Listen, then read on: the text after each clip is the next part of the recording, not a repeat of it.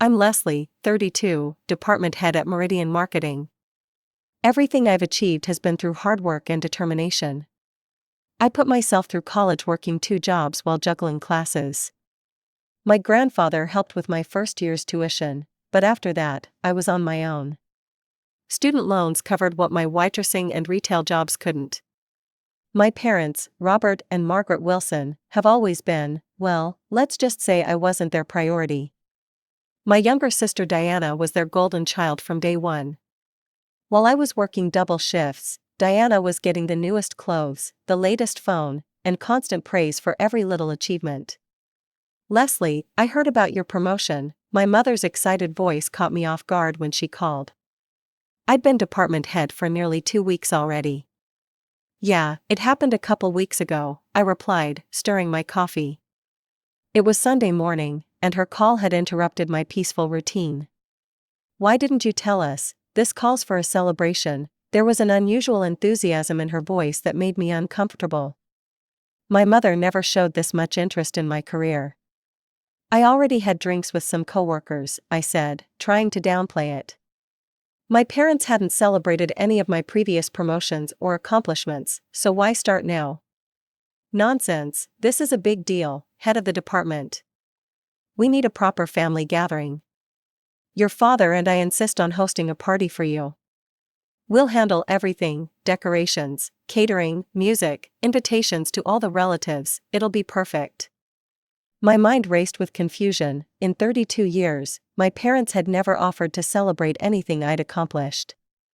Something felt off, but part of me desperately wanted to believe they were finally recognizing my hard work. "Well, if you're sure. It's settled then, next Saturday at our house." "Oh, and we'll need about $2,500 from you to cover expenses." "We'll handle all the planning, you just show up looking pretty. The money is just to help with catering and the DJ." Against my better judgment, I agreed. Maybe this was their awkward way of trying to make amends for years of neglect.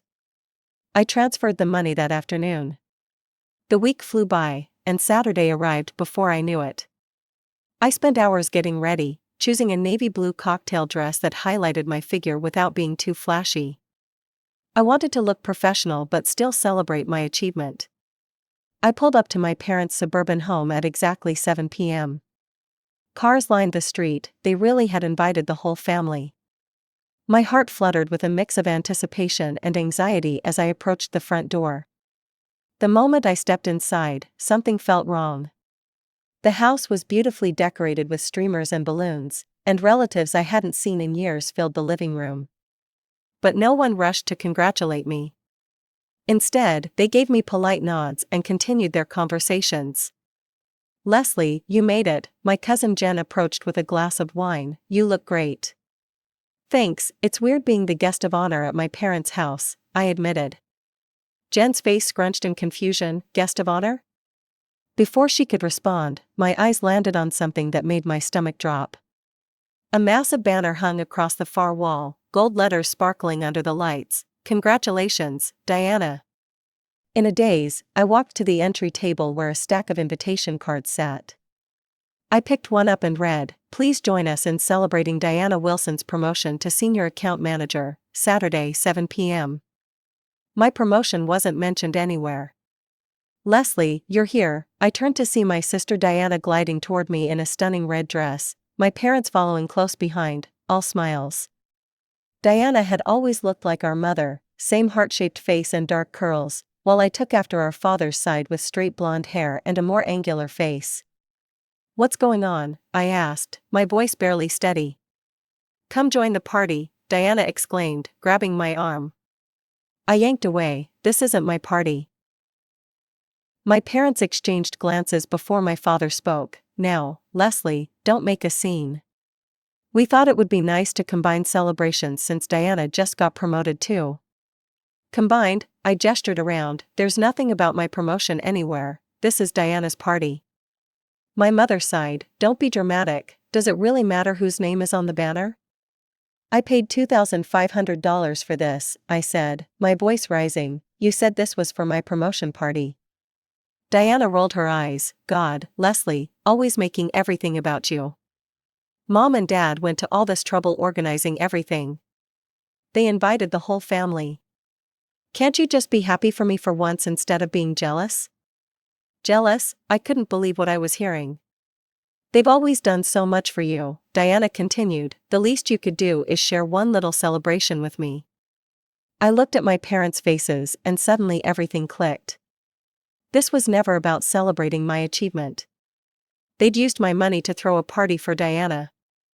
I should have known better, I should have seen this coming. But somehow, after all these years, I'd still held on to a sliver of hope that maybe, just maybe, they actually cared about my success. Without another word, I turned and walked out the door, leaving behind the sounds of celebration, a party I had paid for but wasn't welcome to enjoy. I drove home in a blur that night, barely registering the streets or traffic lights. By the time I reached my apartment, my shock had transformed into a cold fury that settled deep in my bones. Sitting on my couch in the dark, I couldn't help but remember all the times my family had pushed me aside for Diana. When I was 10, I got straight A's for the first time. My report card hung on the refrigerator for exactly 2 days before Diana's artwork replaced it. When I graduated high school with honors, my parents skipped the ceremony because Diana had a dance recital the same day. When I landed my first corporate job after college, they barely acknowledged it during a family dinner that quickly turned into a celebration of Diana getting her driver's license. Always Diana, never me. I kicked off my heels and poured myself a generous glass of wine. As I sipped, my phone lit up with messages from relatives who'd been at the party. Most were checking if I was okay, having witnessed my abrupt exit. I ignored them all. My mind wandered to 2 months ago when Diana had called me sobbing so hard I could barely understand her. Diana, calm down, I can't understand what you're saying, I'd told her, genuinely concerned despite our rocky relationship. Take a deep breath and text me what's going on. 10 minutes later, my phone pinged with a lengthy message that made my stomach drop. Leslie, I need your help. I've been using my company account access to transfer small amounts to my personal account for the past few months. Nobody noticed because I'm careful. But last week I took $5,000 and spent it all. There's an audit tomorrow and they'll find out. I need to replace it as soon as possible or I'm screwed. I swear I'll pay you back next month. Please, I'm desperate. I was stunned. My sister was stealing from her employer, the company where our father's friend had helped her get hired. The same company that paid her generously while I was still paying off student loans from the education I'd funded myself. Still, she was my sister.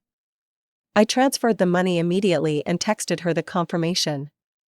Thank you so much, you're literally saving my life. I promise I'll pay you back next month, love you. That was 2 months ago. Since then, Diana had promised to pay me back soon at least a dozen times. Each time with a new excuse: her car needed repairs, her rent increased, she had unexpected medical bills.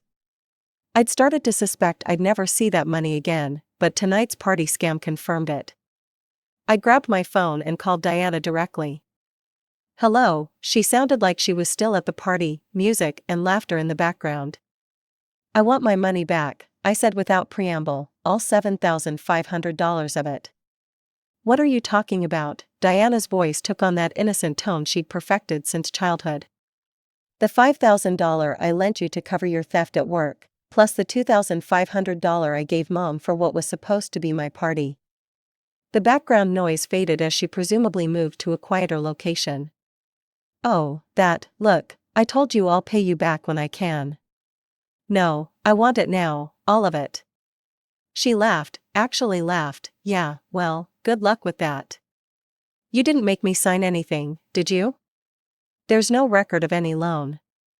The line went dead, she'd hung up on me. I stared at my phone in disbelief. The text conversation with Diana was still there, detailing her admission of stealing from her company and her promise to pay me back. A plan began to form in my mind. I knew Diana's boss, Mr. Garrett, fairly well. He'd been my father's friend for decades and had always been kind to me at family gatherings, even when my own parents weren't. He had given me his business card last Christmas, saying to call if I ever needed anything. I found his contact information and hesitated only briefly before making the call. It went to voicemail, which was probably for the best. Mr. Garrett, this is Leslie Wilson. I have some information about potential theft from your company accounts that you should know about. I believe someone has been stealing small amounts over time. I'd like to help you identify the person responsible. Please call me back when you have a moment. I hung up, my heart pounding. Had I really just done that? My relationship with Diana was beyond repair after tonight's party fiasco, but this would destroy any possibility of reconciliation forever. But then I remembered how she'd laughed at me on the phone. How she'd stolen from her employer and then from me. How my parents had used my money to celebrate her while excluding me entirely. My whole life, I'd been the responsible one. The one who worked hard, who did everything right, who never caused problems. And where had that gotten me? Nowhere. My family still treated me like an afterthought, well, no more. I opened my laptop and took screenshots of the entire text conversation with Diana, including her explicit admission of taking company money. I emailed these to Mr. Garrett with a short message.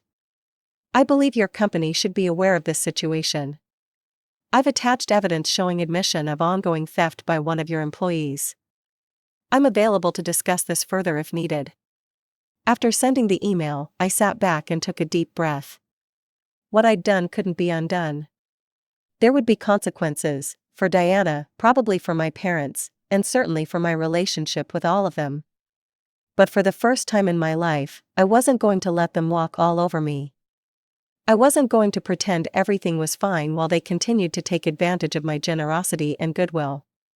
I finished my wine and went to bed, surprisingly calm despite what I'd set in motion. Whatever happened next, at least I'd stood up for myself. As I drifted off to sleep, I tried not to think about the family fallout that was surely coming. Instead, I focused on the fact that I had a good job, a nice apartment, and a life I'd built entirely on my own merit. No one could take that away from me, not Diana, not my parents, not anyone. The next few days passed uneventfully. I threw myself into work, grateful for the distraction. No calls from my family, which wasn't surprising. They were probably still celebrating Diana's promotion, oblivious to the storm I'd set in motion. By Wednesday, I'd almost convinced myself that Mr. Garrett had ignored my message. Maybe he'd dismissed it as family drama. Maybe Diana had somehow intercepted the email. Whatever the case, I was starting to think nothing would come of it. Then my phone rang. It was Edward Garrett. His voice was serious, none of the warmth I remembered from family gatherings. I need to thank you for the information you provided. My stomach tightened. You found something? We did, he sighed heavily. Our security team has been investigating since your tip. The theft was more extensive than you indicated, nearly 2 years of systematic withdrawals. Not just Diana, but our head accountant as well. They've been working together. I sat down, suddenly lightheaded. 2 years? How much money are we talking about? Approximately $90,000. They started with small amounts, but grew bolder over time. Last month alone they took nearly $12,000 between them. I closed my eyes, trying to process this. Diana had stolen far more than I'd imagined. And she'd had the nerve to ask me for $5,000 to cover her tracks, all while planning to continue stealing. I wish I could handle this privately, Mr. Garrett continued, but the amount involved is too substantial. As your father's friend, I'd prefer not to involve the authorities, but I have shareholders to answer to. I've already contacted the police. I understand, I said quietly, though my mind was racing with the implications. I wanted you to hear it from me first. I know this will affect your family, and I'm sorry for that. But theft is theft, regardless of who's involved. After we hung up, I sat motionless for a long time. This wasn't just about getting back at Diana anymore. This was serious, criminal charges serious. Part of me felt guilty, but another part remembered how she'd laughed when I asked for my money back, how she'd called me jealous at the party she'd stolen from me. I expected the fallout to hit immediately, but another day passed in silence. Then too, I began to wonder if Diana had somehow talked her way out of trouble again. Then Friday evening, my phone exploded with notifications. First came Diana's call, which I let go to voicemail. Her message was a stream of profanities and accusations, calling me every horrible name imaginable. She knew I'd turned her in. Next came my mother, her voice shrill and hysterical. "How could you do this to your own sister? You've ruined her life, after everything we've done for you." I ignored them all and turned off my phone. Saturday morning, someone pounded on my apartment door. I peered through the peephole to see my parents standing in the hallway, both red-faced and agitated. "Leslie, open this door right now," my father's voice boomed through the door. I stood silently on the other side, not moving. "We know you're in there," my mother joined in. "You have to fix this, call Edward and tell him to drop the charges." Finally, I spoke through the closed door. "I'm not doing that." "She's your sister," my mother wailed. "They took her to the police station." "Do you have any idea what you've done?" "I know exactly what I've done," I replied calmly. "I exposed a thief. Diana stole $90,000, Mom. That's not a mistake or a misunderstanding. She made some poor choices, but she doesn't deserve this," my father argued. "You need to call Edward right now and ask him to withdraw his complaint." "No, Diana is a grown woman who chose to steal from her employer for 2 years. She deserves whatever consequences come from that."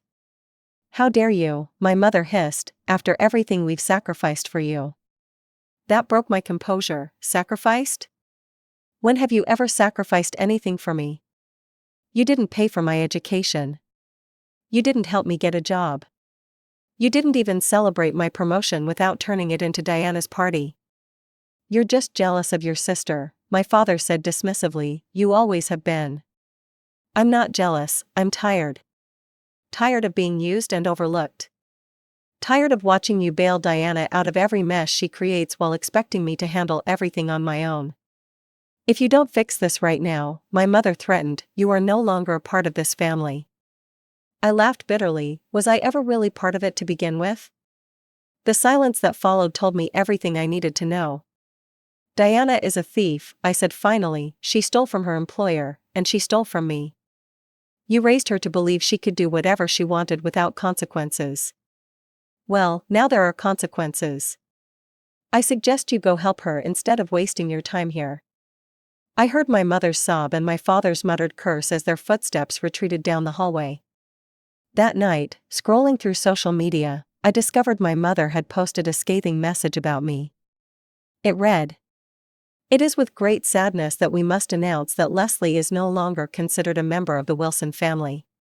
Her betrayal and vindictive actions against her own sister cannot be forgiven. A true family member would never behave so treacherously. We ask for privacy during this difficult time." Several relatives had commented with confusion, asking what happened. Others had immediately taken sides, some defending me, others condemning my betrayal without even knowing what I'd done. I closed the app without responding. Let them think what they wanted. The people who really knew me would understand, and the rest didn't matter. Monday morning brought another call from Mr. Garrett.